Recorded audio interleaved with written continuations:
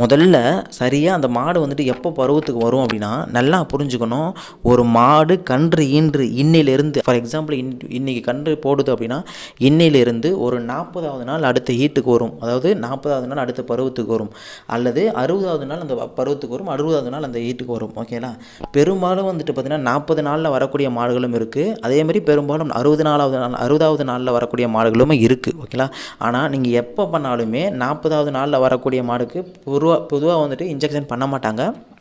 மருத்துவர்களை வந்துட்டு சஜஷன் பண்ண மாட்டாங்க. அதை நீங்கள் மருத்துவர் இன்ஜெக்ஷன் பண்ணும்போது கேட்டாங்கன்னா எப்போ கன்று போட்டுச்சு அப்படின்னு தான் கேட்பாங்க. ஓகேங்களா? அதை வந்துட்டு நீங்கள் 40 நாள் கணக்கு பண்ணி 40 நாள் வந்துருச்சுன்னா இன்ஜெக்ஷன் பண்ண மாட்டாங்க. 60 நாள் வந்துச்சுன்னா 60வது நாள் தான் போடுவாங்க. 40 நாள் வந்துச்சு இன்னும் 20 நாள் தள்ளி போட்டுக்கலாம் அப்படின்னு சொல்லிட்டு சொல்லுவாங்க. அவங்கள மருத்துவரே வந்து சஜஷன் பண்ணும். ஸோ அதனால் வந்துட்டு நாமளும் வந்துட்டு 40 நாள் வந்துட்டு விட்டுட்டு 60வது நாள் தான் நீங்கள் வந்துட்டு இன்ஜெக்ஷன் பண்ணணும். 60வது நாள் என்ன கணக்கு? 2வது மாதம், கன்று பிறந்த 2வது மாதம். ஓகேங்களா? அதுக்கு அடுத்தது அதேமாரி அதுக்கு அடுத்த இன்னொரு மாதம்